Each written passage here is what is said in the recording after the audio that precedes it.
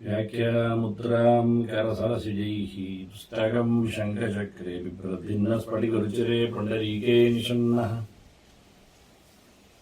अम्लानश्रीरमृतविशदेरं शभिप्लावयन मामाविर्भूयादनगमहिमा मानसे वागधीशः नमस्ते प्राणेश ರಣದವಿಭವಾಯಾವನಿಮಗಾಹ ನಮಃ ಸ್ವಾಮಿನ್ ರಾಮಪ್ರಿಯತಮ ನಮನ್ ಗುರುಗುಣ ನಮಸ್ತುಭ್ಯಂ ಭೀಮಪ್ರಭಾತಮ ಕೃಷ್ಣೇಷ್ಟ ಭಗವನ್ ನಮಃ ಶ್ರೀಮನ್ಮಧ್ವ ಪ್ರದಿಶ ಸುದರ್ಶನ್ನೋ ಜಯ ಜಯ ಶ್ರೀ ಗುರುಭ್ಯೋ ನಮಃ ನಾರಾಯಣಂ ಸುರಗುರುಂ ಜಗದೇಕನಾಥಂ ಭಕ್ತಪ್ರಿಯಂ ಸಕಲೋಕರ್ಮಸ್ಕೃತಂ ತ್ರೈಗುಣ್ಯವರ್ಜಿತಮಜಂ ವಿಭವಾದ್ಯಮೀಶಂ ವಂದೇ ಭವದ್ಗ್ರಂ ಅಮರಾಸುರಸಿದ್ಧವಂದ್ಯಂ ನಾರಾಯಣಂ ನಮಸ್ಕೃತ್ಯ ನರಂ ಚೈವ ನರೋತ್ತಮಂ ದೇವೀಂ ಸರಸ್ವತೀಂ ವ್ಯಾಸಂ ತಥೋ ಜಯಮುದೀರಯೇ. ವೇದವ್ಯಾಸರ ಮಹಾಭಾರತದ ಚಿಂತಕರಿಗೆ ವಂದನೆಗಳು. ಮತ್ತೆ ಶಾಂತಿ ಪರ್ವದ 41ನೇ ಪ್ರವಚನ. ಹಿಂದೆ ಹೇಳಿಕೊಂಡಂತೆ ಪಾಂಡವರ ಜನ್ಮ ವಿವಾಹೋತ್ಸವದ ಆದಿಪರ್ವ ಕಳೆದು ಬಹಳ ದೊಡ್ಡ ಮಟ್ಟಿನಲ್ಲಿ ಸಮ್ರಾಟ್ ಅನಿಸಿಕೊಂಡ ಧರ್ಮರಾಜ ಸಭಾಪರ್ವ ರಾಜಸೂಯ ಯಾಗ ಮಾಡಿ ಕೃಷ್ಣನ ಅಗ್ರಪೂಜೆಯನ್ನು ನಡೆಸಿಕೊಟ್ಟ. ಅಲ್ಲಿಂದ ದ್ಯೂತದಿಂದಾಗಿ ಕಾಡಿಗೆ ತೆರಳಿದ ಪಾಂಡವರು ವನಪರ್ವ, ಅಜ್ಞಾತವಾಸದಲ್ಲಿ ನೆಲೆಗೊಂಡಾಗ ವಿರಾಟ ಪರ್ವ, ಮುಂದೆ ಹೋರಾಟ, ಉಭಾರನಾಶ, ಭಗವಂತನ ಸಂಕಲ್ಪ, ಹೀಗಾಗಿ ಉದ್ಯೋಗ ಪರ್ವ, ಮತ್ತೆ ಯುದ್ಧ ಪರ್ವಗಳು ಭೀಷ್ಮ, ದ್ರೋಣ, ಕರ್ಣ, ಶಲ್ಯ ಅಷ್ಟು ಕಳೆದಾಗಿ ಮತ್ತೆ ಅಶ್ವತ್ಥಾಮನ ಆಟಾಟೋಪದಲ್ಲಿ ಸೌಪ್ತಿಕ ಪರ್ವ, ಮುಂದೆ ಸ್ತ್ರೀಯರ ವಿಲಾಪ ಸ್ತ್ರೀ ಪರ್ವ, ಬಳಿಕ ಧರ್ಮರಾಜ ಪಟ್ಟಣದಲ್ಲಿ ನೆಲೆಗೊಂಡಾಗ ಕೃಷ್ಣ ಮತ್ತೆ ಧರ್ಮವನ್ನು ಸ್ಥಾಪನೆ ಮಾಡಿದಾಗ ಆತನಿಗೆ ಚಿಂತೆಗಳು ಪ್ರಶ್ನೆಗಳಾಗಿ ಕಾಡಿದಾಗ ಭೀಷ್ಮರಲ್ಲಿ ಕೇಳುವಂತಾಗಿತ್ತು. ಹೀಗೆ ಭೀಷ್ಮರು ಉತ್ತರಿಸುವಂತಾಯಿತು ಧರ್ಮರಾಜನಿಗೆ. ಅವರು ಶರಮಂಚದಲ್ಲಿದ್ದಾರೆ, ಧರ್ಮರಾಜ ಹತ್ತಿರದಲ್ಲಿ ಕೂತಿದ್ದಾನೆ, ಕೂತ್ಕೋ ಅಂತ ಹೇಳಿ ಭೀಷ್ಮರು ಕುಳ್ಳಿರಿಸಿದ್ದಾರೆ. ಹೀಗೆ ಅವರಿಬ್ಬರು ಮಾತಾಡಿಕೊಂಡ ಚಿಂತನೆ, ಶಾಂತಿ ಪರ್ವ ಮತ್ತೆ ಅನುಶಾಸನ ಪರ್ವ. ಹಾಗಾಗಿ ಅವರ ಎಡೆಗೆ ಹೋಗುವವರೆಗೆ ನಾನು ಮಾತಾಡಿದ್ದೆ. ಮುಂದೆ ಧರ್ಮರಾಜ ಏನು ಕೇಳಿದ ಅಂತ ಹೇಳಲಿಲ್ಲ, ಭೀಷ್ಮರೇನು ಉತ್ತರಿಸಿದ್ರು ಅಂತ ತಿಳಿಸಿಕೊಟ್ಟಿಲ್ಲ. ಆ ಸಂವಾದವನ್ನು ಹಾಗೆ ಬಾಕಿ ಇಟ್ಟು ಮುಂದೆ ಕತೆ ನೋಡಿದೆವು. ಭೀಷ್ಮನ ನಿರ್ಯಾಣ ಆಯಿತು. ಆ ಬಳಿಕ ಪಾಂಡವರು ಅಶ್ವಮೇಧ ಯಾಗ ಮಾಡಿದ್ರು, ಅಶ್ವಮೇಧಿಕ ಪರ್ವ. ಮುಂದೆ ಧೃತರಾಷ್ಟ್ರನ ಪಯಣ, ಆಶ್ರಮ ಮಾಸಿಕ ಪರ್ವ. ಮುಂದೆ ಯಾದವರ ನಿರ್ಗಮನ, ಮೌಸಲ ಪರ್ವ. ಇದರಿಂದಾಗಿ ಪಾಂಡವರು ಮತ್ತೆ ತೆರಳಿದ್ರು ಅಂತ ಮಹಾಪ್ರಸ್ಥಾನ ಪರ್ವ ಮತ್ತು ಸ್ವರ್ಗಾರೋಹಣ ಪರ್ವ ಕೇಳಿಕೊಂಡು ಒಂದು ದೃಷ್ಟಿಯಿಂದ ಕಥೆಯ ಮಂಗಳಾಗಿದ್ರು, ಚಿಂತನೆಯ ಮಂಗಳ ಆಗಿರಲಿಲ್ಲ. ನಡುವೆ ಒಂದು ಸುಮಾರಾಗಿ ಭಾರತದ 20-25% ಶ್ಲೋಕದ ವ್ಯಾಪ್ತಿಯಲ್ಲಿ ಬಾಕಿ ಉಳಿದ ಕತೆ. ಹಾಗಾಗಿ 77,000 ಶ್ಲೋಕಗಳ ಚಿಂತನೆ ಕಳೆದರು ಮತ್ತು ಉಳಿದ 23,000 ಶ್ಲೋಕಗಳ ಚಿಂತನೆಯನ್ನು ಮಾಡಲು ಅಡಿಯಿಡುತ್ತಿದ್ದೇನೆ. ಭೀಷ್ಮರ ಪ್ರಾರ್ಥನೆಯೇ ನಮ್ಮ ಪ್ರಾರ್ಥನೆ ಆಗಲಿ. ಸುಮಾರು ರಾಜಧರ್ಮದ ಬಗ್ಗೆಯೇ ಶಾಂತಿ ಪರ್ವದ ಬಗ್ಗೆಯೇ ಬಹಳ ದೊಡ್ಡದಾದ ಚಿಂತನೆ ಇದೆ. 100 ಅಧ್ಯಾಯಗಳು, ಒಟ್ಟು 300 ಅಧ್ಯಾಯಗಳಷ್ಟು ಶಾಂತಿ ಪರ್ವ ಇನ್ನು ನಾವು ನೋಡಬೇಕಾಗಿದೆ. ಅದರ ನಂತರದಲ್ಲಿ ಅನುಶಾಸನ ಪರ್ವವನ್ನು ಕೇಳಬೇಕಾಗಿದೆ. ಹೀಗಾಗಿ ಧರ್ಮರಾಜ ಪ್ರಶ್ನೆ ಕೇಳಿದ ಅನ್ನುವುದಾಗಿ ವೈಶಂಪಾಯನರು ಜನಮೇಜಯನಿಗೆ ಸರ್ಪಸಂತ್ರದಲ್ಲಿ ಕೂತವನಿಗೆ ಹೇಳುತ್ತಾ ಇದ್ದಾರೆ. ಜನಮೇಜಯ ಕೇಳುತ್ತಾನೆ, ನಮ್ಮ ಹಿರಿಯರು ಅಜ್ಜಂದಿರು ಏನು ಕೇಳಿಕೊಂಡ್ರು, ಏನು ಮಾತಾಡಿಕೊಂಡ್ರು, ಏನು ಸಂದೇಶ ನಮಗಿತ್ತರು, ಏನು ಚಿಂತನೆ ಹೊರಗೆ ಬಂದಿತ್ತು ಅಂತ ತುಂಬಾ ಕುತೂಹಲದಿಂದ ಕೇಳಿಕೊಂಡ ಜನಮೇಜಯನಿಗೆ ವಿಸ್ತಾರವಾಗಿ ವೈಶಂಪಾಯನರು ಮಾತಾಡಿದ್ದನ್ನು ಹೇಳಿಬಿಟ್ರು. ನೋಡಿ, ಮಾತಾಡಿದ್ರು ಅಂತ ಹೇಳಿ ಮುಚ್ಚಿಕೊಂಡಿದ್ರೆ ಒಂದೊಮ್ಮೆ ವೈಶಂಪಾಯನರು ನಮಗಿಷ್ಟು ಲಾಭ ಆಗ್ತಿರಲಿಲ್ಲ. ವ್ಯಾಸರು ತುಂಬಾ ಹೇಳುವಂತ ವೈಶಂಪಾಯನರಿಗೆ ಹೇಳಿಬಿಟ್ರು. ಇನ್ನೆಷ್ಟು ಹೇಳಿದ್ದಾರೆ, ಕೇಳಿದ್ದಾರೆ ಅಧ್ಯಾತ್ಮದ ಸಂಗತಿಗಳು. ನಮ್ಮ ಮನುಷ್ಯ ಲೋಕಕ್ಕೆ ಇಷ್ಟು ಸಾಕು ಅಂತ ಬಿಟ್ಟಿದ್ದಾರೆ. ದೇವಲೋಕದಲ್ಲಿ ಮತ್ತಷ್ಟು ಚಿಂತನೆಗಳು. ಅವರು ದೇವತೆಗಳು ತಾನೇ ಮಾತಾಡಿಕೊಂಡವರು. ಭೀಷ್ಮ ಆಗಲಿ, ಧರ್ಮರಾಜ ಆಗಲಿ, ಅಲ್ಲಿ ನೆಲೆಗೊಂಡಿರತಕ್ಕಂತಹ ಉಳಿದವರೇ ಆಗಲಿ. ಹಾಗಾಗಿ ಅವರ ಮಾತುಕತೆ, ದೈವಲೋಕದ ಸಂವಾದಗಳು, ಅದು ಹೆಚ್ಚಿನ ಮಾತುಗಳೆಲ್ಲ ದೇವಲೋಕದಲ್ಲಿಯೇ ಸೇರಿಕೊಂಡಿವೆ. ಮನುಷ್ಯ ಲೋಕಕ್ಕೆ ಸಾಧನೆಗೆ ಬೇಕಾದ ಸಂಗತಿಗಳು ಮಾತ್ರ ಸಂವಾದದಲ್ಲಿ ಉಳಿದಿವೆ. ಆದಷ್ಟು ಅದನ್ನು ಕೇಳಿಕೊಳ್ಳುವ, ನೋಡಿಕೊಳ್ಳುವ, ಹೇಳಿಕೊಳ್ಳುವ, ಚಿಂತನೆಗೈಯುವತಕ್ಕ ಒಂದು ದೊಡ್ಡ ಸಾಹಸ, ಜೊತೆಯಲ್ಲಿ ಸಂಭ್ರಮ ಮತ್ತು ವಿಶೇಷವಾದಂತಹ ದೇವರ ಅನುಗ್ರಹ ಪ್ರಸಾದ ಆಗಲಿ ಅನ್ನುವ ನೆಲೆಯಲ್ಲಿ ಅವರು ಹೇಳುತ್ತಾರೆ ವೈಶಂಪಾಯನರು, ಪ್ರಣಿಪತ್ಯ ಋಷಿಕೇಶಂ ಅಭಿವಾದ್ಯ ಪಿತಾಮಹಂ ಅನುಮಾನ್ಯ ಗುರುನ್ ಸರ್ವಾನ್ ಪರ್ಯಪೃಚ್ಛತ್ ಯುಧಿಷ್ಠಿರ. ಕೇಳಿದ ಅನ್ನುವರಿಗೆ ಕಳೆದ ಬಾರಿ ಕೇಳಿದ್ದೆ, ಈಗ ಮತ್ತೆ ಕೇಳಿದ ಅನ್ನೋದರಿಂದ ಹೇಳುತ್ತಾ ಇದ್ದೇನೆ. ಧರ್ಮರಾಜ ಒಡಮಡುವಿದ, ಪ್ರಣಿಪತ್ಯ ನೆಲಮುಟ್ಟಿ ನಮಸ್ಸಿ, ತಲೆಬಾಗಿ ಉದ್ದಂಡ ನಮಿಸಿಕೊಂಡು, ಯಾರಿಗೆ? ಕೃಷ್ಣನಿಗೆ. ಪ್ರಶ್ನೆ ಕೇಳುವ ಭೂಪ ಮೊದಲಿಗೆ ಕೃಷ್ಣನಿಗೆ ನಮಿಸಿದ. ಕೃಷ್ಣನೇ ಹೇಳಿದ್ನಲ್ಲ, ಹೇಳತಾನೆ ಭೀಷ್ಮ ಅಂತ. ಭೀಷ್ಮನೇ ಹೇಳಿದ್ನಲ್ಲ, ಹೇಳಿಕ್ಕೆ ಬರುವುದಿಲ್ಲ ಅಂತ. ಅದನ್ನು ಕೇಳಿಕೊಂಡ ಧರ್ಮರಾಜ ನೋಡಿದ್ನಲ್ಲ, ಕೃಷ್ಣ ಹೇಳಿಸ್ತೇನೆ ಅಂದ, ಒಳ ಕೂತು ಹೇಳುತ್ತೇನೆ ಅಂದ, ನೆನಪು ಕೊಡ್ತೇನೆ ಅಂದ. ಮತ್ತೇನು? ಆದಿಂದ ಮೊದಲು ಹೋಗಿ ಧರ್ಮರಾಜ ಕೃಷ್ಣನ ಕಾಲಿಗೆ ಎರಗಿದ. ಸಂಪೂರ್ಣವಾಗಿ ಯಾವತ್ತು ತಲೆ ಭಗವಂತನೆಡೆಗೆ ಭಾಗತ್ತು ಆವತ್ತು ಸಂದೇಶಗಳು ತಲೆಯೊಳಗೆ ಹೋಗುತ್ತೆ. ಕಿವಿಯೊಳಗೆ ಹೋಗುವುದಲ್ಲ, ತಲೆಯೊಳಗೆ. ಹಾಗಾಗಿ ಧರ್ಮರಾಜ, ಧರ್ಮದೇವತೆ ಪ್ರಣಿಪತ್ಯ ಪೂರ್ಣ ಪ್ರಮಾಣದಲ್ಲಿ ಸಂತೋಷದಿಂದ ತನ್ನ ಸಮರ್ಪಣೆಯಂತೆ ಭಗವಂತನಲ್ಲಿ, ಏನು ಭಗವಂತ ಅವನ ಹೆಸರು? ಋಷಿಕೇಶಂ ಅಂತಾರೆ ವೈಶಂಪಾಯನ. ಪ್ರಣಿಪತ್ಯ ಋಷಿಕೇಶಂ. ಯಾಕೆ ವಾಸುದೇವ ಇರಲಿಲ್ಲ? ಮುಂದೆ ಹೇಳುತ್ತಾನ ಅವನಿಗೆ, ಜಗನ್ನಾಥ ಆಗಬಾರದೇನು? ನಂದಸೂನ ಅಲ್ಲೇನು? ಅದು ಯಾವುದು ಅಲ್ಲ, ಋಷಿಕೇಶ. ಯಾಕೆಂದ್ರೆ ಇವತ್ತು ಕೇಳಬೇಕಾದ್ದು, ನಮಗೆ ಕೇಳಿಸುವಂತೆ ಮಾಡಬೇಕಾದ್ದು ಕೃಷ್ಣ. ಋಷಿಕ ಅಂದ್ರೆ ಇಂದ್ರಿಯಗಳು. ಇಂದ್ರಿಯಗಳು ಅದರ ಒಡೆಯ ಅದು ಕೃಷ್ಣ ಇದ್ದಾನೆ. ಹಾಗಾಗಿ ಇವತ್ತು ನಾನು ಕೇಳಬೇಕು ಅಂದಾಗ ನಾನು ಕಿವಿ, ಹೊರಗಿನಲ್ಲಿ ಇಂದ್ರಿಯ ಕೆಲಸ ಮಾಡಬೇಕು, ಒಳಗಿನಿಂದ ಮನಸ್ಸು ಕೆಲಸ ಮಾಡಬೇಕು. ಹಾಗಾದ್ರೆ ಒಳಗಿನ ಹೊರಗಿನ ಪ್ರಮುಖವಾದ ಇಂದ್ರಿಯಗಳು. ಮತ್ತೆ ನಡುವೆ ಕೇಳಲಿಕ್ಕೆ, ಪ್ರಶ್ನೆ ಮಾಡಲಿಕ್ಕೆ ಬಾಯಿ ಬೇಕು, ವಾಗೀಂದ್ರಿಯ. ಕೇಳುವ ಹೇಳುವ ಸಂಗತಿಗಳ ಬಗ್ಗೆ ಒಂದಷ್ಟು ಮಾತುಗಳು ಬೇಕಾದಷ್ಟು ಕಡೆ ಬಂದಿವೆ. ಗುರುಗಳ ಹತ್ತಿರದಲ್ಲಿ ಕೂತಿರಬೇಕು, ಗುರುಗಳನ್ನೇ ನೋಡ್ತಾ ಇರಬೇಕು. ಸಾಮಾನ್ಯವಾಗಿ ಕೇಳುವವನನ್ನು ನೋಡ್ತಾ ಇದ್ದರೆ ಹೆಚ್ಚು ಕೇಳುತ್ತಾನೆ, ಕೇಳುವವ ಹೇಳುವವನನ್ನು ನೋಡ್ತಾ ಇದ್ದರೆ ಹೆಚ್ಚು ಅರ್ಥ ಮಾಡಿಕೊಳ್ಳುತ್ತಾನೆ. ಹೀಗಾಗಿ ಹತ್ತಿರದಲ್ಲಿ ಬಂದು ಕೂತ್ಕೊಳ್ಳುವುದು, ಕಣ್ಣರಳಿಸಿ ಕಾಣ್ತಾ ಇರುವುದು ಎಲ್ಲ ಕ್ರಮ ಹಾಗೆ.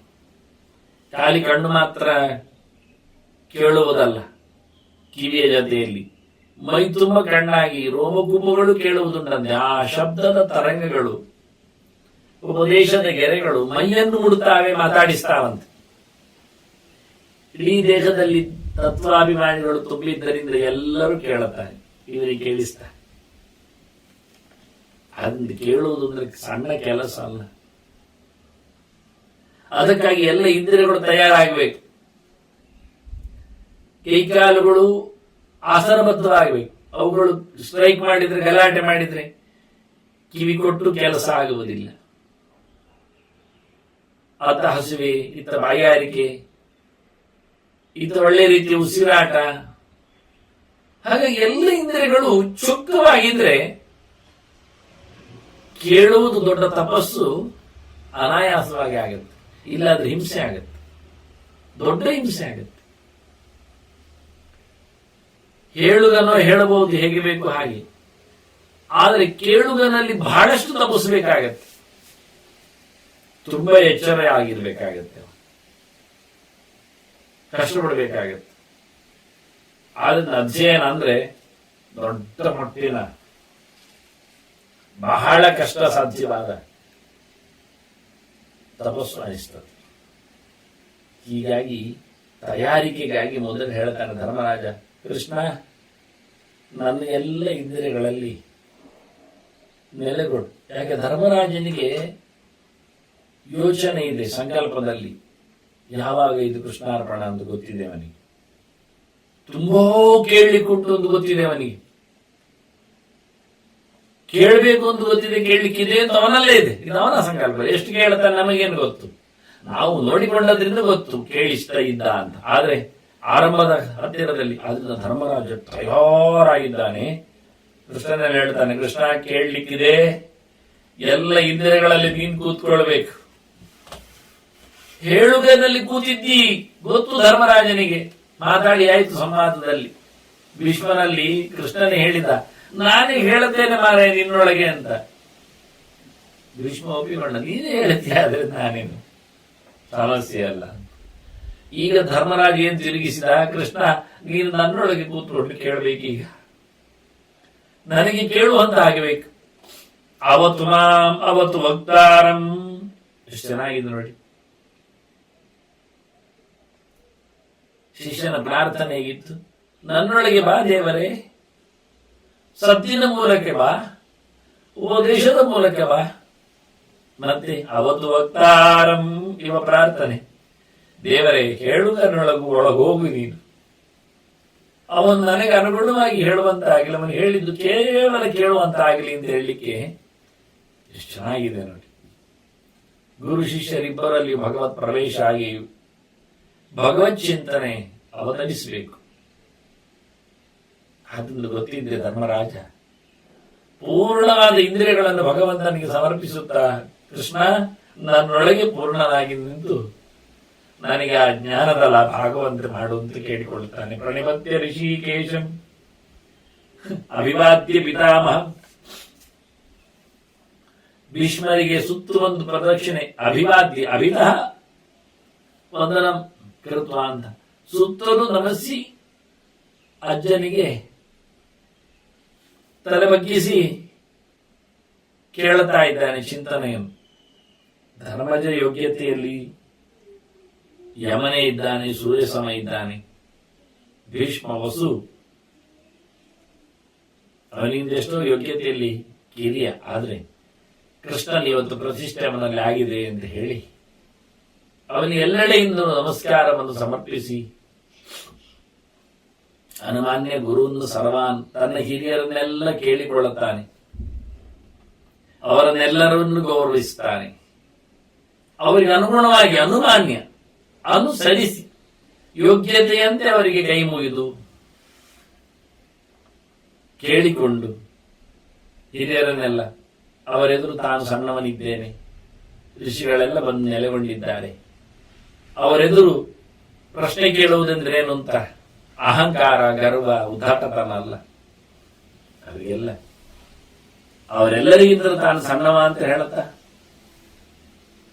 ನಾನು ಕೇಳುತ್ತೇನೆ ಅಂತ ಹೇಳಿಕೊಂಡು ಹೇಳಲಿಕ್ಕೆ ಒಪ್ಪಿಗೆಯನ್ನು ಪಡೆದುಕೊಂಡು ಎಲ್ಲರಲ್ಲೂ ಒಬ್ಬರನ್ನು ಬಿಡದೆ ದೊಡ್ಡವರ ಮೇಲೆ ಅಷ್ಟು ಗೌರವ. ಗುರುಂದು ಸರ್ವಾನ್ ಅಂತಾನೆ ಎಲ್ಲರನ್ನು ಪ್ರತಿಯೊಬ್ಬರನ್ನು ಸಹ ಗುರುತಿಸಿಕೊಂಡು ಕೇಳಿಕೊಳ್ಳುವಂತಾಗಿ ಕೈ ಮುಗಿಯುವಂತಾಗಿ ಕೇಳುತ್ತೇನೆ ನಾನು ಅನ್ನುವ ಮೂಲಕ ಅವಕಾಶಕ್ಕೆ ಇದು ಒಳ್ಳೆ ಪ್ರಸಂಗ. ಪರಿಯಪೃಚ್ಛತ್ ಯುಧಿಷ್ಠಿರ ಪರಿಪರಿಯಾಗಿ ಪ್ರಶ್ನೆ ಕೇಳ್ತಾನಂತೆ. ಕೇವಲ ಅಪೃಚ್ಛತ್ ಅಲ್ಲ, ಹೇಳಿದ್ದಕ್ಕೆ ಸರಿಯಾಗಿ ಮತ್ತಷ್ಟು ವಿವರಣೆ ಸಿಗುವಂತೆ ಅರ್ಥ ಆಗಿಕೊಳ್ಳುವಂತೆ ಮಧ್ಯೆ ಮಧ್ಯೆ ನೀವು ಹೇಳಿ ಅಂತ ಹೇಳಿ ಸುಮ್ಮನೆ ಬಿಡುವುದಲ್ಲ, ಹೇಳಿಕೊಟ್ಟ ವಿಷಯಗಳಲ್ಲೆಲ್ಲ ಚಿಂತನೆಯನ್ನು ಅದರ ಸುತ್ತ ಇರುವ ಸಂಗತಿಗಳನ್ನು ಸಹ ಕೇಳುತ್ತಾ ಇದ್ದಾನೆ. ಯಾರು? ಯುಧಿಷ್ಠಿರ. ಯುದ್ಧದಲ್ಲಿ ಗಟ್ಟಿಗನಾದವ, ಗಟ್ಟಿನಿಂದ ಇದು ಯಾವ ಯುದ್ಧ? ಜ್ಞಾನ ಯುದ್ಧ. ಈಗ ಚಿಂತನೆ ಯುಗ ಯುದ್ಧ ಅವನೊಳಗೆ ಆಗಬೇಕಾದದ್ದು. ಹೀಗೆ ಬಹಳ ಚಂದವಾಗಿ ಪ್ರಶ್ನೆ ಕೇಳುತ್ತಾನೆ ಅಂತ ಹೇಳಿ ಏನು ಕೇಳಿದ? ನಾವು ಕಾಳ್ತಾ ಇದ್ದದನ್ನೇ. ಏನು ಕೇಳಿದ? ಧರ್ಮರಾಜ ಮೊದಲಿ ಹೇಳುತ್ತಾನೆ, ರಾಜ್ಞಾಂ ಹಿ ಪರಮೋ ಧರ್ಮ ಇತಿ ಧರ್ಮ ವಿದೋ ವಿದುಹು. ಎಲ್ಲ ಧರ್ಮದ ಬಗ್ಗೆ ತಿಳಿದವರಿಗೆ ಹೇಳುವ ಮಾತು ಏನು ಕೇಳಿದ್ರೆ, ರಾಜನಿಗೆ ಅಂದ್ರೆ ರಾಜರ ಏನೊಂದು ಧರ್ಮ ಇದೆ, ಅವರು ನಡೆಸಿಕೊಡತಕ್ಕಂತಹ ಏನು ಕ್ರಿಯಾಕಲಾಪಗಳಿವೆ, ಇದೇ ದೊಡ್ಡ ಮೊತ್ತದ ಧರ್ಮ ಅಂತ ಎಲ್ಲರೂ ಹೇಳ್ತಾರೆ. ರಾಜರ ಧರ್ಮವೇ ಧರ್ಮ, ರಾಜಧರ್ಮ ರಾಜಧರ್ಮ ಏನ್ರು ಹೇಳಿಕೊಳ್ಳುವಂಥದ್ದು. ಇವನೊಬ್ಬ ರಾಜನಾಗಿ ಸ್ವಧರ್ಮದ ಬಗ್ಗೆ ಕೇಳಿಕೊಳ್ಳೆ ಎನ್ನುವುದು ಸತ್ಯ. ಈಗ ಧರ್ಮರಾಜ ಇದು ದೊಡ್ಡ ಸಂಗತಿಯಿಂದ ನಾನು ಕೇಳಿದ್ದೇನೆ, ನಿಮಗೀಗ ಒಂದು ದೊಡ್ಡದಾಗ್ತದೆ, ಈಗ ಭಾರ ಆಗ್ತದೆ. ಮಹಾಂತಂ ಏತಂ ಭಾರಂಚ ಮನ್ಯೇ ತದ್ಬ್ರೂಹಿ ಪಾರ್ಥಿವ. ದೊಡ್ಡ ಪ್ರಶ್ನೆ ಇದು. ರಾಜಧರ್ಮ ಹೇಳು, ಆಯ್ತಲ್ಲ, ಮುಗಿಯಿತು. ಅದು ಕಂಡ ರಾಜರ ಧರ್ಮ ಹೇಳು ಹೇಳಿದ್ರೆ ಮುಗಿಯುವುದುಂಟ? ಹಾಗಾಗಿ ನಿಮಗೆ ನಾನು ದೊಡ್ಡ ಪ್ರಶ್ನೆ ಕೇಳಿದೆ ಅಂದ್ಬಿಟ್ಟವ, ನಿಮಗೆ ತುಂಬಾ ಭಾರ ಆಯ್ತು ಈಗ ಉತ್ತರ ಕೊಡ್ಲಿಕ್ಕೆ. ಕೇಳಿ ಅಂತ ಹೇಳಿಬಿಟ್ರಿ, ಕೇಳಿಯೇ ಬಿಟ್ಟೆ. ಆದ್ರಿಂದ ತುಂಬಾ ಹೆಚ್ಚಿನ ಪ್ರಮೇಯಗಳುಳ್ಳ ಬಹಳ ಸಂಕೀರ್ಣವಾದ ಚಿಂತನೆಯ ಬಗ್ಗೆ ಕೇಳುತ್ತಾ ಇದ್ದೇನೆ. ಅದು ಯಾಕೆ ಕೇಳಿದೆ ಅಂದರೆ ಅದರ ಬಗ್ಗೆ ಕೆಲವು ಮಾತುಗಳನ್ನು ಧರ್ಮರಾಜ ಹೇಳ್ತಾನೆ. ರಾಜಧರ್ಮ ಹೇಳಿ ಅಂತ ಒಂದೇ ಶಬ್ದದಲ್ಲಿ ಪ್ರಶ್ನೆ ಮುಗಿದ್ರು, ಯಾಕೆ ರಾಜಧರ್ಮ ಕೇಳಿದ್ದೆ? ಅದು ಶ್ರೇಷ್ಠ ಅಂತ ಎಲ್ಲರೂ ಹೇಳುತ್ತಾರೆ. ಸರಿ, ರಾಜಧರ್ಮಾನ್ ವಿಶೇಷೇಣ ಕಥಯಸ್ವ ಪಿತಾಮಹ ಸರ್ವಸ್ಯ ಜೀವಲೋಕಸ್ಯ ರಾಜಧರ್ಮ ಪರಾಯಣ. ಇಡೀ ಲೋಕ ನೆಲೆಗೊಂಡದ್ದು, ಎಲ್ಲಾ ಜನರು ನೆಲೆಗೊಂಡದ್ದೆಲ್ಲಿ? ಯಥಾ ರಾಜ ತಥಾ ಪ್ರಜಾ ಹೇಳುವ ರಾಜನ ಧರ್ಮದ. ಅವರು ಬಯಸುವುದು, ನಿರೀಕ್ಷಿಸುವುದು. ಹೀಗಾಗಿ ಎಲ್ಲರಿಗೂ ರಾಜಧರ್ಮ ಬೇಕೇ ಬೇಕು, ಅದರ ಆಧಾರೇ ಬೇಕು. ನನ್ನನ್ನು ನೋಡಿಕೊಳ್ಳುವವ, ನನ್ನ ರಾಜ, ನನ್ನ ದೇಶದವ, ನನ್ನ ಅಧಿಕಾರಿ ಹೀಗಿರಬೇಕು ಅಂತ ಪ್ರತಿಯೊಬ್ಬ ಬಯಸ್ತಾನೆ. ಅದಕ್ಕೆ ಅನುಗುಣವಾಗಿ ಅವನ ಬದುಕು ಇರ್ತದೆ.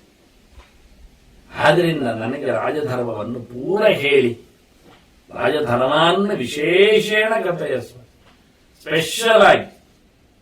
ಅದು ಬಹುವಚನದಲ್ಲಿ ಕೇಳಿದ ರಾಜಧರ್ಮಾನ್ ಅಂತ ಅನೇಕ ಆಯಾಮಗಳಿರ್ಲಿಕ್ಕೆ ಹೋಗಿ ಅದರಲ್ಲಿ ಅನೇಕ ಉಪ ಧರ್ಮಗಳದ್ದು ಸೇರಿದ್ದರಿಂದ ತುಂಬಾ ರಾಜಧರ್ಮಗಳು ಅಂತ ಹೇಳಿ ಬಹುವಚನದಲ್ಲಿ. ರಾಜಧರ್ಮ ಒಂದೇ ಆದರೂ ಅದಕ್ಕೆ ಸೇರಿಸಿಕೊಂಡ ಅನೇಕ ಉಪಧರ್ಮಗಳು ಇರಲಿಕ್ಕೆ ಹೋಗಿ ರಾಜರಲ್ಲಿ ಯುವರಾಜರು ಬರ್ತಾರೆ, ಮಂತ್ರಿಗಳು ಬರ್ತಾರೆ, ಆಡಳಿತ ಬರ್ತದೆ. ಹೀಗೆ ಅದನ್ನು ಪೂರ್ತಿಯಾಗಿ ಒಂದು ರಾಜನು ಅಂದ ತಕ್ಷಣ ಅವರ ಅಂಡರ್ ಬರತಕ್ಕಂತಹ ವೈಶ್ಯರು, ವ್ಯಾಪಾರಿಗಳು, ಸಾಮಂತರು, ಸೇವಕರು, ಮಂತ್ರಿಗಳು ಮುಗಿದಿಡಿ ಎಲ್ಲ ಅವರೆಲ್ಲರನ್ನು ಇಟ್ಟುಕೊಂಡು ಮಾತಾಡ್ಲಿಕ್ಕೆ ಉಂಟಲ್ಲ.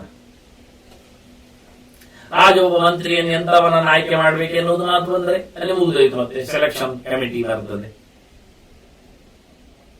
ರಾಜರ ಹೋರಾಟ ಹೇಗಿರ್ಬೇಕು ಹೇಳಿದ ತಕ್ಷಣ ಮತ್ತೆ ಎಲ್ಲ ಶತ್ರುಗಳು, ಆನಂತರ ಪಡೆಗಳು ನೋಡಿ ಒಂದು ಕೇಳಿದರೆ ಅದು ಸಬಾರ್ಡಿನೇಟ್ ಆಗಿ ಇಡೀ ಧರ್ಮಗಳ ಕಂದೇ ಬರುತ್ತೆ. ರಾಜರ ವೈದ್ಯರು ಬರ್ತಾರೆ, ರಾಜರ ಕ್ರೀಡೆಗಳು ಸಿಗ್ತಾವೆ, ರಾಜರ ವನ್ಯಮಾಗದರು, ವಿದ್ವಾನ್ ಮಂಡಳಿ, ಅವರ ಶಾಸ್ತ್ರ ಚಿಂತನೆ, ಈ ಮುಗಿಲಿಗುಂಡ ಒಂದು ಕ್ಲಿಕ್, ಒಂದು ಕೊಳ್ಳಿಯಿಂದ ಇಡೀಯನ್ನು ಹಿಡಿಲಿಕ್ಕೆ ಹೇಳಿಬಿಟ್ಟೇವ. ಇಡೀ ಜಗತ್ತು ನೆಲೆಗೊಂಡದ್ದು ಆ ಧರ್ಮದ ಮೇಲಿನ ಭರವಸೆಯಲ್ಲಿ. ಹಾಗಾಗಿ ನನಗೆ ವಿಶೇಷವಾಗಿ ರಾಜಧರ್ಮವನ್ನು ಹೇಳಿಯಪ್ಪ ಅಂತ. ತ್ರಿವರ್ಗೋ ಹಿ ಸಮಾಸಕ್ತ ರಾಜಧರ್ಮೇಶು ಗೌರವ. 3 ವರ್ಗಗಳುಂಟು ರಾಜಧರ್ಮದಲ್ಲಿ: ಧರ್ಮ, ಅರ್ಥ, ಕಾಮ. ಸಂಪತ್ ಪ್ರಧಾನವಾದದ್ದು ರಾಜಧರ್ಮ, ಬಹುಕಾಸ. ಅದು ನಡೆಸಿಕೊಡಬೇಕಾದ್ದು ಪ್ರಜೆಗಳ ಬಯಕೆಗಳಿಗಾಗಿ, ಅರ್ಥಗಳಿಗಾಗಿ, ಅವರ ಇಷ್ಟಗಳಿಗಾಗಿ. ಅದನ್ನು ಧಾರ್ಮಿಕವಾಗಿ ನೆಲೆಗೊಂಡು ನಡೆಸಿಕೊಡಬೇಕು. ಸಂಪತ್ತಿನ ವಿನಿಯೋಗವು, ಸಂಪತ್ತಿನ ಆದಾನವು, ಅದನ್ನ ಧರ್ಮ, ಅರ್ಥ, ಕಾಮಗಳು ರಾಜಧರ್ಮದಲ್ಲಿ ಚೆನ್ನಾಗಿವೆ. ಪ್ರಜೆಗಳು ಬದುಕುವುದೇ ದುಡ್ಡಿನಲ್ಲಿ. ಆ ದುಡ್ಡು ಧರ್ಮದ ರೀತಿಯಲ್ಲಿ ಬರಬೇಕು. ಅದನ್ನು ಯೋಗ್ಯವಾದ ಬಯಕೆಗಳಲ್ಲಿ, ಕಾಮನೆಗಳಲ್ಲಿ ವಿನಿಯೋಗಿಸಿಕೊಳ್ಳುವಂತಾಗಿದೆ. ಅಂದ್ರೆ ರಾಜಧರ್ಮ ದೊಡ್ಡದಾಗಿ ನಿಂತ ತ್ರಿವರ್ಗದಲ್ಲಿ. ಮತ್ತೆ ಮೋಕ್ಷ ಇಲ್ಲ ಅಲ್ಲ, ಮೋಕ್ಷ ಧರ್ಮಶ್ಚ ವಿಸ್ಪಷ್ಟ ಸಕಲೋತ್ರ ಸಮಾಹಿತ. ಇದರಲ್ಲಿ ಮೋಕ್ಷ ಧರ್ಮ ಸೇರಿಕೊಂಡಿದೆ. ಬಿಡುಗಡೆ ಇಲ್ಲ ಅಂತ ಇಲ್ಲಿ ಸುತ್ತುವರಿಯುವುದಲ್ಲ. ಇಲ್ಲಿ ಧರ್ಮ ಇರ್ಲಿಕ್ಕೆ ಹೋಗಿ ಅದು ಮೋಕ್ಷವನ್ನು, ಅದರ ದಾರಿಯನ್ನು ತೋರಿಸಿಕೊಡ್ತಾರೆ. ಆದ್ರಿಂದ ಸ್ಪಷ್ಟವಾಗಿ ಮೋಕ್ಷ ಧರ್ಮ ಯಾಕೆ, ಎಲ್ಲಿ, ಹೇಗೆ ಕೇಳಿದ್ರೆ, ಒಬ್ಬ ರಾಜನು ಅರಮನೆಯಲ್ಲಿ ಸಾಯುವುದಿಲ್ಲ. ಮತ್ತೆ ಋಷಿಯಾಗಿ ಹೊರಗೋಗಿ ಕಾಡಿನಲ್ಲಿ ನೆಲೆಗೊಂಡು ತಪಸ್ಸು ಮಾಡಿ ನೋಡಿ ಯೋಗ್ಯತಮ ಕತೆ. ಅದು ರಾಜರಲ್ಲಿ ಮೋಕ್ಷ ಧರ್ಮವೂ ಕಾಣ್ತದೆ, ದೇಶದಲ್ಲಿ ಅದು ಉಂಟು, ಸ್ಪಷ್ಟವಾಗಿಯೇ ಉಂಟು. ಅದೇನು ಬೇಕಾದವರಿಗೆ ಬೇಕಾದಾಗ ಕೊನೆ ಕಾಲ ಅಂತಲ್ಲ, ಎಲ್ಲರಿಗೂ ಅರ್ಥ ಆಗುವ ಹಾಗೆ ರಾಜಧರ್ಮದಲ್ಲಿ 4 ಪುರುಷರಿಂದ ಅರ್ಥವಾದಂತಹ ವ್ಯವಸ್ಥೆಗಳು ಇರಲಾಗಿ ನನಗೆ ರಾಜಧರ್ಮ ಮೊದಲು ಹೇಳಿ ನಾನು ಕೇಳಿದೆ ಅಂತ. ಯಥಾಹಿ ರಶ್ಮಯ ಅಶ್ವಸ್ಯ ವಿರದಸ್ಯ ಅಂಕುಶೋ ಯಥ. ಆನೆಯನ್ನು ಬಗ್ಗಿಸಲಿಕ್ಕೆ ಅಂಕುಶ ಬೇಕಾಗುತ್ತೆ. ಹಾಗೆ ಕುದುರೆಯನ್ನು ಹಿಡಿದಿಡ್ಲಿಕ್ಕೆ ಅದರ ಹಗ್ಗಗಳು ಬೇಕು, ರಶ್ಮಿ ಸಪೂರವಾದಂತಹ ಹಗ್ಗಗಳು. ಹಾಗೆ ನರೇಂದ್ರದ ಮಹಾಲೋಕಸ್ಯ ತಥಾ ಪ್ರಗ್ರಹಣ ಸ್ಮೃತ. ಈ ಇಡೀ ಲೋಕವನ್ನು ಕಂಟ್ರೋಲ್ ಮಾಡಲಿಕ್ಕೆ ಯಾರು ಕೇಳಿದ್ರೆ ಅದು ರಾಜಧರ್ಮ. ಆನೆಗೆ ಅಂಕುಶ ಇದ್ದಂತೆ ಕಡಿವಾಣ, ಕುದುರೆಗೆ ಇದ್ದಂತೆ ಹಾಗೆ ಲೋಕವನ್ನು ಹಿಡಿಲಿಕ್ಕೆ ರಾಜರ ಧರ್ಮ ಅದು ಕೆಲಸ ಮಾಡುತ್ತದೆ. ರಾಜಧರ್ಮ ಇಡೀ ಲೋಕವನ್ನು ಹಿಡಿದಿಡುವಂಥದ್ದು, ಕಂಟ್ರೋಲ್ ಮಾಡಲಿಕ್ಕೆ ಬೇಕಾದ ಸಾಧನೆ ಇದೆ. ಮನುಷ್ಯನಿಗೆ ತನ್ನ ಬದುಕಿನಲ್ಲಿ, ತನ್ನ ಈ ರಥದ ಯಾತ್ರೆಯಲ್ಲಿ ಮನಸ್ಸನ್ನೇ ಪ್ರಗ್ರಹ ಅಂತ ಹೇಳೋದಿಲ್ಲ, ಕಡಿವಾಣ ಅಂತ. ಹಾಗೆ ರಾಜಧರ್ಮ ಸರಿಯಾಗಿದ್ರೆ ಇಡೀ ದೇಶ ನಡೀತದೆ. ಅತ್ರವೈ ಸಂಪ್ರಮೂಢೇ ತು ಧರ್ಮೇ ರಾಜರ್ಷಿ ಸೇವಿತೆ ಲೋಕಸ್ಯ ಸಂಸ್ಥಾನ ಭವೇತ್ ಸರ್ವಂಚ ವ್ಯಾಪಿಲಿ. ಒಂದೊಮ್ಮೆ ಈ ರಾಜಧರ್ಮದಲ್ಲಿ ಒಂದೊಮ್ಮೆ ಚೂರಾದ್ರೂ ಗೊತ್ತಿದ್ದು ಅಲ್ಲ, ಗೊತ್ತಿಲ್ಲದೇನೇ ಏನಾದ್ರೂ ತಪ್ಪಾಗಿ ಬಿಟ್ರೆ ಇಡೀ ದೇಶ ಹಾಳಾಗುತ್ತೆ. ಎಲ್ಲ ಜನರಿಗೂ ತೊಂದರೆಗೆ ಅನುಭವಿಸ್ತಾರೆ. ಈ ನೆಲ ನಿಲ್ಲುವುದಿಲ್ಲ ಆಗ್ತದೆ. ಅದರಿಂದ ಚೂರು ಎಚ್ಚರ ತಪ್ಪದಂತೆ, ಪ್ರಮಾದವೆಸಗದಂತೆ, ತಪ್ಪು ಕಲ್ಪನೆ ಇಲ್ಲದಂತೆ, ಸಂಶಯಗೊಳ್ಳದಂತೆ ರಾಜರ ಧರ್ಮ ಇರಬೇಕಾಗಿದೆ. ಯಾಕೆಂದ್ರೆ ಇದು ರಾಜರ್ಷಿ ಸೇವಿತ ಧರ್ಮ. ಇದು ಕೇವಲ ರಾಜಧರ್ಮ ಅಲ್ಲ. ರಾಜರು ಚಿಂತನೆ ಮಾಡಿ ಋಷಿಗಳಿಂದ ಅನುಭವವನ್ನು ಪಡೆದು ಅವರು ರಾಜ ಋಷಿಗಳಾಗಿ ಋಷಿಗಳಂತೆ ಅವರು ಉಪಯೋಗಿಸುವ ಧರ್ಮ. ಆದ್ರೆ ಇದು ಕೇವಲ ರಾಜಧರ್ಮ ಅಲ್ಲ, ಇದು ರಾಜರ್ಷಿ ಧರ್ಮ. ರಾಜರನ್ನು ಋಷಿಯಾಗಿಸಬೇಕಾಗಿರುವಂತೆ ಲೋಕದ ಕೃಷ್ಣ ಒಂದು ಮಾತು ಹೇಳ್ತಾನೆ, ಹೇಳಿದ್ದ ಅರ್ಜುನನಿಗೆ. ಕರ್ಮಣೇವ ಹಿ ಸಂಸಿದ್ಧಿಂ ಆಸಿತಾಹ ಜನಕಾದಯ ಅಂತ. ಮಿಥಿಲೆಯ ಅರಸರು ಜನಕಾದಿಗಳೆಲ್ಲ ಏನು ಅಧ್ಯಾತ್ಮದಲ್ಲಿ ಸೋತವರು ಅಂತ ಅರ್ಥ ಅಲ್ಲ, ಅರಮನೆಯಲ್ಲಿ ತಿಂದು ತೆಗೆದವರು ತಿರುಗಿದವರು ಭೋಗಿಗಳು ಅಂತ ಅರ್ಥ ಅಲ್ಲ. ಒಳ್ಳೆ ಯೋಗಿಗಳಾಗಿದ್ದಾರೆ. ದೇಶದ ಅಧಿಕಾರವನ್ನು ನಡೆಸಿಕೊಂಡೇ ಅವರು ಯೋಗ್ಯತೆಯನ್ನು ಪಡೆದಿದ್ದಾರೆ, ಭಗವದೆಡೆಗೆ ಸಾಗುವಂತೆ ಯೋಗಿಗಳಾಗಿದ್ದಾರೆ ಅಂತ ಹೇಳಿ ಅದರ ಕಥೆಯ ಮುಂದೆ ಬರುತ್ತೆ ಇರಲಿ. ಹಾಗಾಗಿ ಇಲ್ಲಿ ಬಹಳ ಚೆನ್ನಾಗಿ ರಾಜಋಷಿಗಳು ಪಲಾಯನವಾದಿಗಳಲ್ಲ, ಅವರಿಗೆ ಮೋಕ್ಷ ಸಿಗುವುದಿಲ್ಲ ಅಲ್ಲ, ಆ ಮಾರ್ಗ ಗೊತ್ತಿಲ್ಲ ಅಲ್ಲ, ಗೊತ್ತಿದೆ, ಉಳಿದದ್ದನ್ನೇ ಹೆಚ್ಚು ಇಲ್ಲಿ ತೋರಿಸಿಕೊಟ್ಟಿದ್ದಾರೆ. ಹಾಗೆ ಇಲ್ಲೊಂದೊಮ್ಮೆ ಅವರು ಈ ಧರ್ಮವನ್ನು ಚೆನ್ನಾಗಿ ಇಂಪ್ಲಿಮೆಂಟ್ ಮಾಡದಿದ್ರೆ ಲೋಕ ಹಾಳಾಗುತ್ತೆ. ಹೇಗೆ ಸೂರ್ಯ ಮೇಲೆ ಬಂದಾಗ ಕತ್ತಲು ಗಾಢವಾಗಿರುವಂಥದ್ದು, ಬೇಡವಾಗಿರುವಂಥದ್ದು ಹೋಗಿಯೇ ಹೋಗುತ್ತಲ್ವ. ಉದಯನಿಗೆ ಯಥಾ ಸೂರ್ಯ ನಾಶೇತ್ಯ ಅಶುಭಂ ತಮಃ, ಹಾಗೆ ರಾಜಧರ್ಮ ತಥಾ ಲೋಕ್ಯಾಂ ಆಕ್ಷಿಪತಿ ಅಶುಭಾಂ ಗತಿ. ಹಾಗೆ ರಾಜಧರ್ಮ ಚೆನ್ನಾಗಿ ಲೋಕದಲ್ಲಿದ್ದರೆ ಲೋಕದಲ್ಲಿರತಕ್ಕಂತಹ ಕೆಟ್ಟ ನಡವಳಿಕೆಗಳು, ತಪ್ಪು ಆಚರಣೆಗಳು, ಬೇಡದಿದ್ದ ಸಂಗತಿಗಳು, ಕ್ರಿಯಾಕಲಾಪಗಳು ಇಲ್ಲ ಆಗ್ತಾವೆ. ಸೂರ್ಯ ಬಂದಾಗ ಕತ್ತಲು ಹೋಗುವಂತೆ ರಾಜಧರ್ಮ ಮೆರೆದಾಗ ಲೋಕದಲ್ಲಿ ಕಪ್ಪು ನಡತೆಗಳು, ತಪ್ಪು ವ್ಯವಸ್ಥೆಗಳು ಅದು ಹೋಗಿಯೇ ಹೋಗ್ತದೆ. ಹೀಗಾಗಿ ನಾನು ನಿಮ್ಮ ಹತ್ರ ನಮ್ಮ ಕತ್ತಲೆ ಹೋಗಲಿ, ಬೆಳಕಾಗಲಿ, ತಪ್ಪುಗಳು ಹೋಗಲಿ, ಒಳಿತು ಉಳಿಯಲಿ, ಶುಭವಾಗಲಿ ಅಂತ ಹೇಳಿಕೊಂಡು ತದಾಗ್ರೇ ರಾಜಧರ್ಮಾನಿಹಿ ಮದರ್ಥೇ ತ್ವಂ ಪಿತಾಮಹ ಪ್ರಬ್ರೂಹಿ. ಹಾಗಾಗಿ ಮೊದಲಿಗೆ ನನಗೆ ನೀವು ರಾಜಧರ್ಮಗಳನ್ನು ಹೇಳಬೇಕು, ಪೂರ್ಣವಾಗಿ ಹೇಳಬೇಕು, ಮತ್ತೆ ಸಂಕ್ಷೇಪವಾಗಿ ಅಲ್ಲ, ವಿಸ್ತಾರವಾಗಿ. ಪ್ರಬ್ರೂಹಿ ಭರತಶ್ರೇಷ್ಠ ತ್ವಮಿ ಧರ್ಮವೃತಾಂಬರ. ನೀವು ನನಗಂತೂ ತುಂಬಾ ಇಷ್ಟ. ಎಲ್ಲ ಧರ್ಮಗಳನ್ನು ಹೊತ್ತವರಲ್ಲಿ ಅತ್ಯಂತ ಎತ್ತರದವರು ನೀವು. ಧರ್ಮಾತ್ಮರು ತುಂಬಾ ಜನ ಇದ್ದಾರೆ, ನೀವು ಅದರಲ್ಲಿ ಅಗ್ರಗಣ್ಯ. ನಮ್ಮ ಅಜ್ಜ ನಮಗೆ ಹೇಳ್ಬೇಕು, ನಮಗೆ ನಿಮ್ಮಿಂದಲೇ ಬರಬೇಕು ಅರಿವು. ಇದು ವಂಶ ಪರಂಪರೆಗೆ ಬಳುವಳಿ ಬಂದ ಹಾಗೆ. ಹಾಗಾಗಿ ಆಗಮಶ್ಚ ಪರಹ ತ್ವತ್ತಃ ಸರ್ವೇಶಾನ್ನ ಪರಂತಪ. ಬಹಳ ಕಾಲದವರೆಗೆ ತುಂಬ ವಿಷಯಗಳಲ್ಲಿ ನೀವು ಚಿಂತನೆಯನ್ನು ಸಾಗಿಸಿದವರು, ಗಟ್ಟಿಮುಟ್ಟಾದ ಎಚ್ಚರವನ್ನು ಮಾಡಿದವರು. ಆದ್ರಿಂದ ಅದಕ್ಕನುಗುಣವಾದಂತಹ ಬೇಕಾದಷ್ಟು ಸಾಧನೆಗಳನ್ನು ಮಾಡಿದ್ದೀರಿ. ಜ್ಞಾನದ ಸಾಧನೆ ಎನ್ನುವುದು ದೈಹಿಕವಾದ ಸಾಧನೆ ಇಲ್ಲದೆ ಬರುವುದಿಲ್ಲ. ಇದು ಭೀಷ್ಮರಲ್ಲಿ ಗೊತ್ತಿದೆ. ಭೀಷ್ಮರು ಸ್ವಯಂ ಶಾರೀರಿಕವಾದಂತಹ ಸಾಧನೆಗಳನ್ನು ನಡೆಸಿ ವ್ರತ ನಿಯಮ ಉಪವಾಸ ಅನುಷ್ಠಾನಗಳಿಂದ ಬಹಳ ದೊಡ್ಡ ಮಟ್ಟಿನ ಜ್ಞಾನ ಸಾಧನೆಯನ್ನು ಮಾಡಿದವರು. ಇದನ್ನು ಗಮನಿಸಿಯೇ ಹೇಳುತ್ತಾ ಇದ್ದಾನೆ ಬಹಳ ಚೆನ್ನಾಗಿ.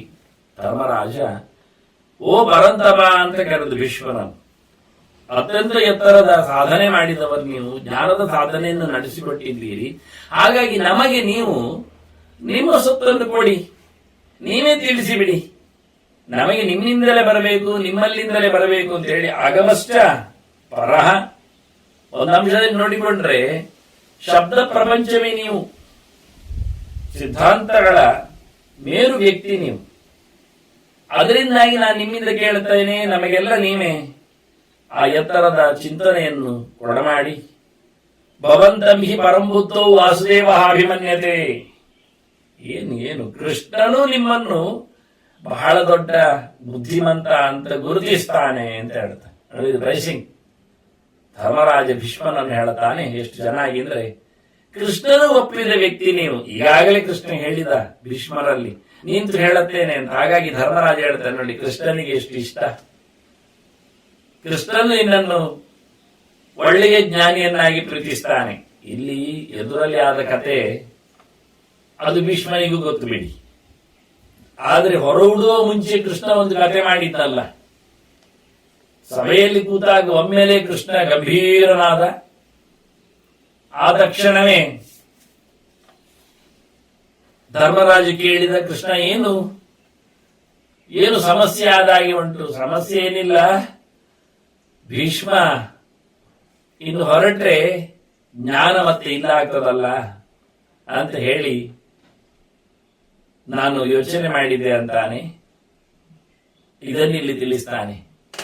ಕೃಷ್ಣನ ಕಾಳಜಿ ಎಷ್ಟಿದೆ ಅಂತ ಹೇಳಲಿಕ್ಕೋಸ್ಕರ ಧರ್ಮರಾಜ ಹೇಳ್ತಾನೆ. ದೊಡ್ಡ ಸಭೆಯಲ್ಲಿ ಕೃಷ್ಣ ಕುಳಿತು ಧರ್ಮರಾಜಾದಿಗಳನ್ನೆಲ್ಲ ನಡುಗಿಸಿಬಿಟ್ಟ. ಏನು ಭೀಷ್ಮ ಹೋಗ್ತಾ ಇದ್ದಾನೆ, ಸೂರ್ಯ ಅಸ್ತಂಗತನಾಗುವಂತೆ ಜ್ಞಾನ ಇಲ್ಲಾಗಿ ಬಿಡುತ್ತೆ, ಎಲ್ಲ ಹೀರಿಕೊಳ್ಳಿರಯ್ಯ, ಪಡೆಯಿರಿ ಅಂತ. ಇದನ್ನು ಧರ್ಮರಾಜ ತುಂಬಾ ಅಭಿಮಾನ ಪಟ್ಟು ಹೇಳ್ತಾನೆ. ವಾಸುದೇವ ಅಭಿಮನ್ಯತೆ ಭವಂತಂ ಈ ಪರಂ ಬುದ್ಧೋ, ನೀವು ಬುದ್ಧಿಯಲ್ಲಿ, ಚಿಂತನೆಯಲ್ಲಿ, ಜ್ಞಾನದಲ್ಲಿ ಬಹಳ ಎತ್ತರ ಅಂತ ಹೇಳಿ ಕೃಷ್ಣ ತುಂಬಾ ಸಂತೋಷ ಪಡ್ತಾನೆ, ಅಭಿಮಾನ ಪಡೆದಿದ್ದಾನೆ. ಹಾಗಾಗಿ ನಾನು ನಿಮ್ಮಲ್ಲಿ ಕೇಳುತ್ತಾ ಇದ್ದೇನೆ, ನನಗೆ ನಿಮ್ಮಿಂದ ಬರಬೇಕಾದ ಮಾತು ಅಂತ ಹೇಳಿಯೇ ಕೇಳುತ್ತೇನೆ. ಉಳಿದವರೆಲ್ಲ ಕೊಟ್ಟಿದ್ದಾರೆ ಅಂತಲ್ಲ, ಬೇರೆಯವರಿಂದೆಲ್ಲ ತಿಳ್ಕೊಂಡಿದ್ದೇನಲ್ಲ. ಕೃಷ್ಣ ಇಷ್ಟಪಟ್ಟ ವ್ಯಕ್ತಿ ನೀವು. ಕೃಷ್ಣ ನಿಮ್ಮ ಬುದ್ಧಿವಂತಿಕೆಯನ್ನು ಹೊಗಳಿದ್ದಾನೆ, ಜ್ಞಾನ ಸೂರ್ಯ ಅಂತ ನಿಮ್ಮನ್ನು ಸಂಭ್ರಮಿಸಿದ್ದಾನೆ. ಕೃಷ್ಣ ಮೆಚ್ಚಿದ ವ್ಯಕ್ತಿ,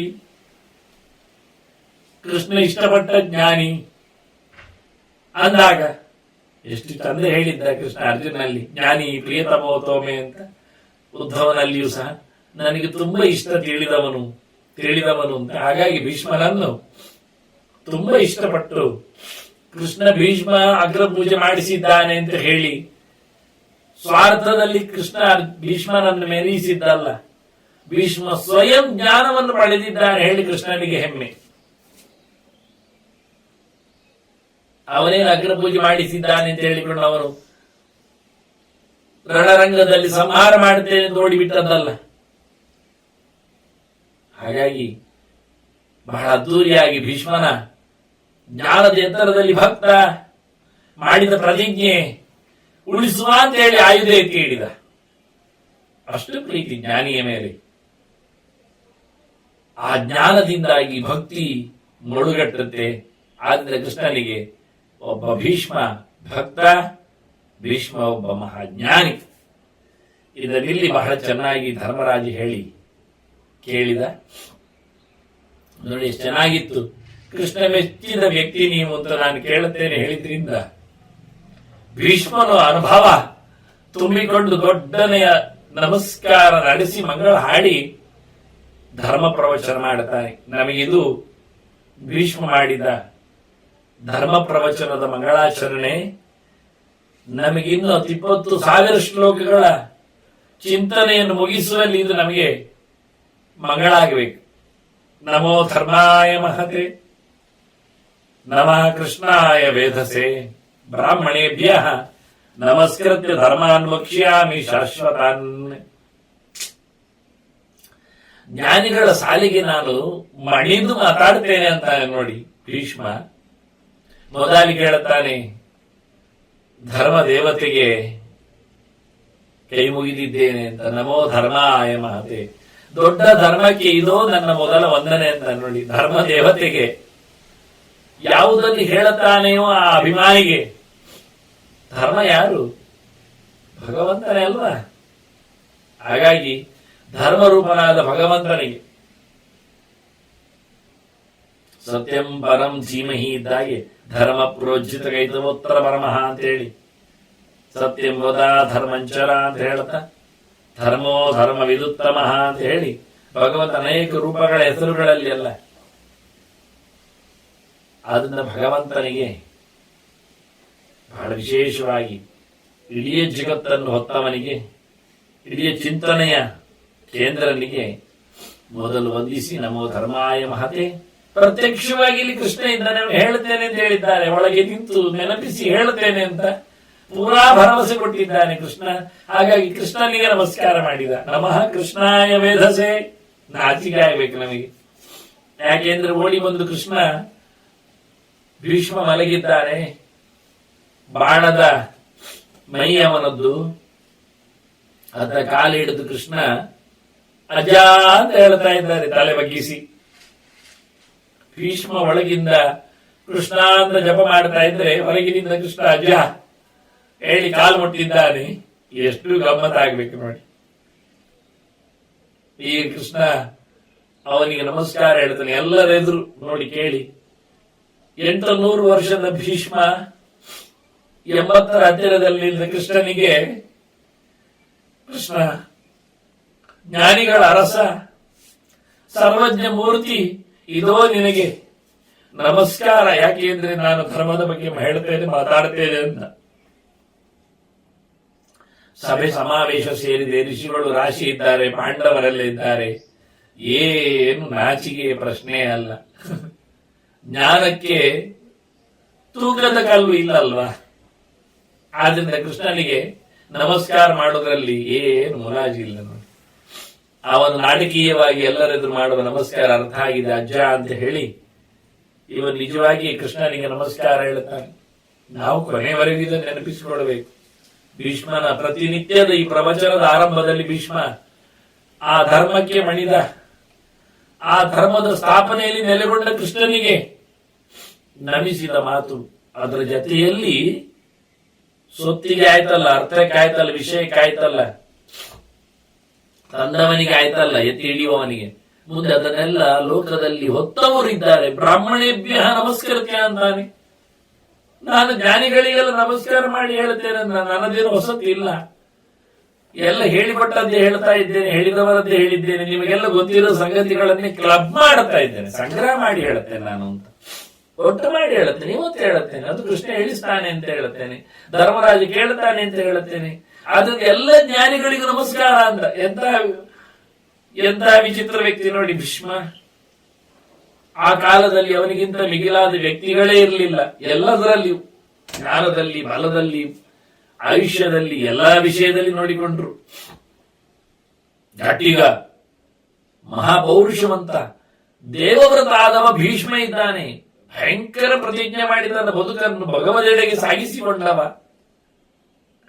ಹೀಗಿದ್ದರೂ ಭೀಷ್ಮ ಹೇಳುತ್ತಾನೆ, ಭಗವದ್ ಎಚ್ಚರವುಳ್ಳ ಎಲ್ಲರಿಗೂ ನಾನು ತಲೆ ಬಗ್ಗಿಸಿದ್ದೇನೆ ಅಂತ. ದೇವರೆಡೆಗೆ ಸಾಗುವವರಿಗೂ ನನ್ನದು ನಮಸ್ಕಾರ ಉಂಟು ಹೇಳಿದ. ಭಗವಂತನನ್ನು ಬಯಸುವವರಲ್ಲಿಯೂ ನಾನು ಪ್ರೀತಿ ಇಟ್ಟಿದ್ದೇನೆ ಅಂತ.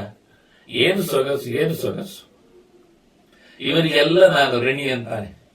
ಅವರನ್ನೆಲ್ಲ ನಮಿಸಿ ನಾನು ಮಾತಾಡ್ತೇನೆ ಅಂತ. ಧರ್ಮಾನು ವಕ್ಷ್ಯಾಮಿ ಶಾಶ್ವತ, ಹಳೆಯ ಧರ್ಮ, ಎಲ್ಲರನ್ನು ಯಾವತ್ತೂ ಕಾಪಾಡುವ ಧರ್ಮ, ವೇದೋಕ್ತವಾದ ಧರ್ಮಗಳು, ಅವನ್ನೆಲ್ಲ ಹೇಳುತ್ತೇನೆ ಅಂತ. ಚಿಕ್ಕದಾಗ ಮಂಗಳಾಚರಣೆ, ಆದ್ರೆ ಪರಿಪೂರ್ಣವಾದ ಎಚ್ಚರ ಕೊಡುವಂತೆ ಭೀಷ್ಮ ಹೇಳಿದ ಧರ್ಮರಾಜನಿಗೆ, ಕೇಳು, ಹೇಳುತ್ತೆ, ಪೂರ ಹೇಳ್ತೇನೆ. ಶೃಣು ಕಾರ್ಸ್ನೇನ ಮತ್ತಸ್ತ್ವಂ ರಾಜಧರ್ಮಾನ್ನ ಯುಧಿಷ್ಠಿರ. ರಾಜಧರ್ಮಗಳ ಬಗ್ಗೆ ನೀನು ಕೇಳಿದೆ, ಪೂರ ಹೇಳುತ್ತೆ. ನೀನು ಪೂರ ಹೇಳಬೇಕು ಹೇಳಿದೆಯಲ್ಲ, ವಿಸ್ತಾರವಾಗಿ ಹೇಳುತ್ತೇನೆ, ಕೇಳು, ನೀನು ಕೇಳು. ನಾನು ಸ್ಪಷ್ಟ ನಿರುಚ್ಯಮಾನನ್ನ ನಿಯತಃ ಈ ಚಾನ್ಯದಪಿ ವಾಂಛಸಿ. ಬೇರೆ ಪ್ರಶ್ನೆ ಇದ್ರು ಕೇಳು, ಇದು ಮಾತ್ರ ಅಂತಲ್ಲ, ಅದು ಹೇಳುತ್ತೆ. ನಾನು ಸ್ಪಷ್ಟವಾಗಿ ಹೇಳ್ತೇನೆ, ನಿರುಚ್ಯಮಾನ, ನಾನು ಅದನ್ನು ಬಿಡಿಸಿ, ನಿತರಾಮ್, ನಾನು ಬಿಡಿಸಿ ಹೇಳುತ್ತೇನೆ, ನೀನು ಮಾತ್ರ ಬಿಡಿಸಿಯೇ ಕೇಳು. ನಿಯತಃ, ಪ್ರಯತ್ನ ಪಟ್ಟು ಕೇಳು, ಉದಾಸೀನ ಮಾಡಬೇಡ, ತಪ್ಪಿಸಿಕೊಳ್ಳಬೇಡ, ಗಟ್ಟಿಯಾಗಿ ಕೂತ್ಕೋ, ಕಿವಿ ಕೊಡು, ಕೇಳು ಅಂತ ನೋಡು. ಕೇಳು ಅಂದ್ರೆ ಪ್ರಶ್ನೆ ಕೇಳುವಲ್ಲ, ಕಿವಿ ಕೇಳು ಅಂತ. ಕೇಳುವವರು ಕೇಳುವಾಗ ಕೇಳದೇ ಇರ್ತಾರೆ, ಆದ್ರೆ ಅಟೆನ್ಷನ್ ಅಂತಾನೆ. ನಿಯತಃ, ಇಂದ್ರಿಯಗಳನ್ನೆಲ್ಲ ಬಾಗಿಲು ಹಾಕಿಕೊಂಡು ತಲೆಯನ್ನು ಮಾತ್ರ ಬಿಚ್ಚಿಟ್ಟುಕೊಂಡು ಏಕತ್ರವಾಗಿ ಮತ್ತೆ ಮೆಲುಕು ಹಾಕ್ತಾ. ಅದಕ್ಕೆ ಮೊದಲಿಗೆ ಧರ್ಮರಾಜ ರೆಡಿಯಾಗಿದ್ದ. ಅವನು ಹೇಳಿಕೊಂಡ, ಪ್ರಣಿಮತ್ಯ ಋಷಿಕೇಶಂ ಅಂತ, ನನ್ನ ಎಲ್ಲ ಅವಯವಗಳಿಗೆ ನೆಲೆಗೊಂಡ ದೇವರನ್ನೆಲ್ಲ ಮಾತಾಡಿಸಿಕೊಳ್ಳುತ್ತೇನೆ ಅಂದ. ಯಾಕೆಂದ್ರೆ ಕೂತ್ಕೊಳ್ಳಿಕ್ಕೆ ಬಿಡುವುದಿಲ್ಲ, ಕೆಲವೊಮ್ಮೆ ಬೆನ್ನು ಕೇಳುವುದಿಲ್ಲ, ತಲೆ ತೀರುವುದಿಲ್ಲ. ಹಾಗೆ ಎಲ್ಲ ಇಂದ್ರಿಯಗಳು ನನಗೆ ಸಹಾಯ ಮಾಡಲಿ ಅನ್ನೋ ನೆಲೆಯಲ್ಲಿ ಕೇಳಿಕೊಂಡು ಕೃಷ್ಣನನ್ನೇ ಅದಕ್ಕೆ ದುಂಬಾಲು ಬಿದ್ದಿದ್ದ. ಈಗ ಭೀಷ್ಮ ಹೇಳ್ತಾನೆ, ರೆಡಿ ಅಂತಾನೆ. ಸುಮ್ಮನೆ ಬರೋದಿಲ್ಲ ಕೇಳುವುದು, ಪ್ರಯತ್ನ ಪೂರ್ವಕವಾಗಿ ಕೇಳಬೇಕಾಗತ್ತೆ. ಶಬ್ದ ಕಿವಿಗೆ ಬೆಳೆದಾಗ ಅರ್ಥ ಆಗುವುದಿಲ್ಲ, ಎಚ್ಚರ ಮಾಡಿಕೊಳ್ಳಬೇಕಾಗತ್ತೆ ಅಂತಾನೆ. ಬಹಳ ಪ್ರಯತ್ನ ಪಡು, ಯತಿ ಪ್ರಯತ್ನ ಅಂತ ಅರ್ಥ. ನಿಗ್ರಹ ಮಾಡಿಕೋ, ಆದಷ್ಟು ಮನಸ್ಸು ಓಡದಂತೆ ನೋಡಿಕೋ, ಎಳೆದಿಟ್ಟುಕೋ, ಅಭ್ಯಾಸ ಮಾಡಿಕೋ, ನೆನಪಿಗೆ ತಾ. ಏನು ಬೇಕಾದ್ರೆ ಕೇಳಿ ಹೇಳುವ. ಅದಾವೇವ ಗುರುಶ್ರೇಷ್ಠ ರಾಜ್ಞಾ ರಂಜನಮಿಚ್ಛತ. ಮೊದಲೇನು ಕೇಳಿದ್ರೆ ರಾಜ ಅಲ್ವಾ, ರಾಜ ಅಂದ್ರೇನು, ರಂಜಯತೀತಿ ರಾಜ ಅಂತ, ಜನರನ್ನು ಸಂತೋಷಗೊಳಿಸಬೇಕು ಎನ್ನುವುದು ಪಾಯಿಂಟ್.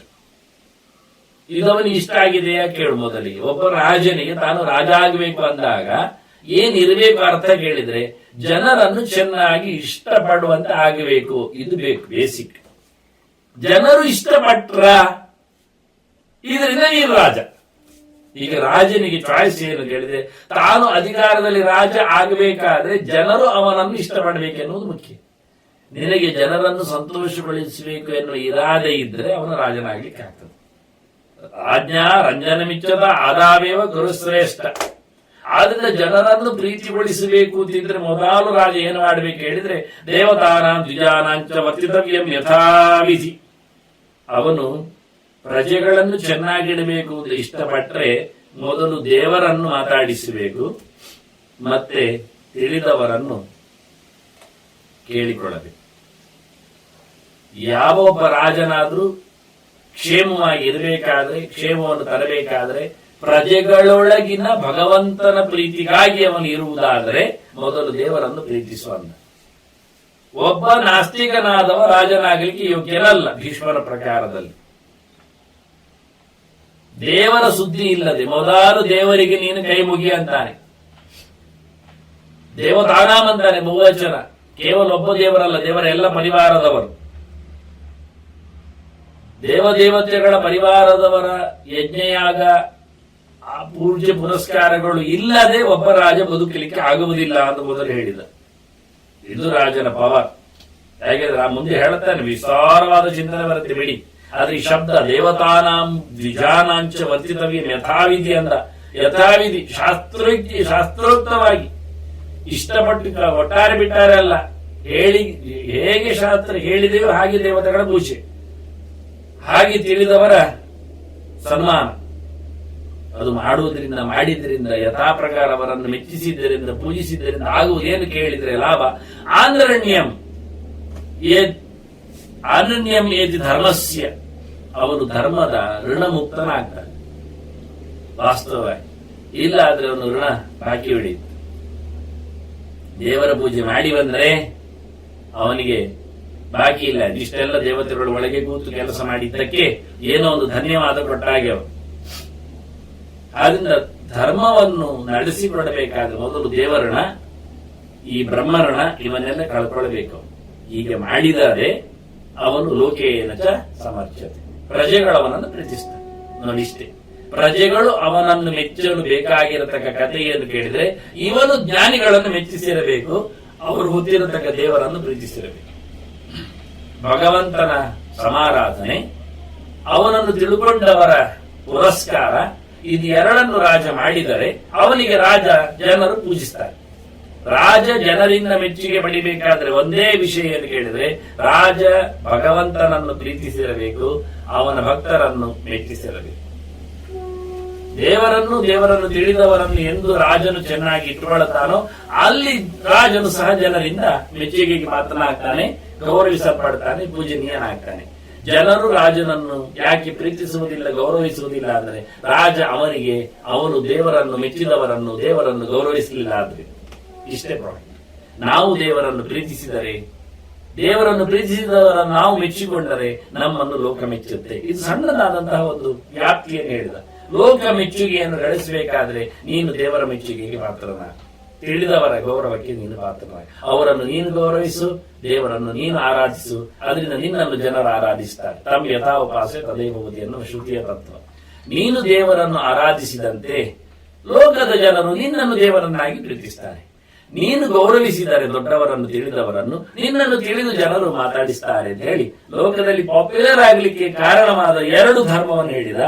ಒಂದು ಜ್ಞಾನಿಗಳ ಹತ್ತಿರದಲ್ಲಿ, ಒಂದು ಜ್ಞಾನಿಗಳು ತಿಳ್ಕೊಂಡ ದೇವರ ಹತ್ತಿರದಲ್ಲಿ, ಒಂದು ದೇವರ ಹತ್ತಿರದಲ್ಲಿ, ಒಂದು ದೇವರನ್ನು ತಿಳಿದವರ ಹತ್ತಿರದಲ್ಲಿ ಇರಬೇಕಾದ ವ್ಯವಸ್ಥೆ. ಅದು ಹೇಗಿರಬೇಕು, ಯಾವ ರೀತಿಯಲ್ಲಿ ಅದರ ವರ್ತನೆ, ಇವೆಲ್ಲ ಮತ್ತೆ ಮುಂದುವರಿದ ವಿಸ್ತಾರವಾದ ಚಿಂತನೆ ಮುಂದಿನ ನೆಲೆಯಲ್ಲಿ ನಡೆಯುತ್ತೆ. ಮತ್ತೆ ಭೀಷ್ಮರ ಧರ್ಮಾಧರ ಸಂವಾದದ ಬಗ್ಗೆ ಮತ್ತೆ ನಾವು ಕಿವಿಯಾಗುವ ವಂದನೆಗಳು. ಶ್ರೀಕೃಷ್ಣ ಅರ್ಪಣ. ನಾರಾಯಣ ನಾರಾಯಣ ನಾರಾಯಣ.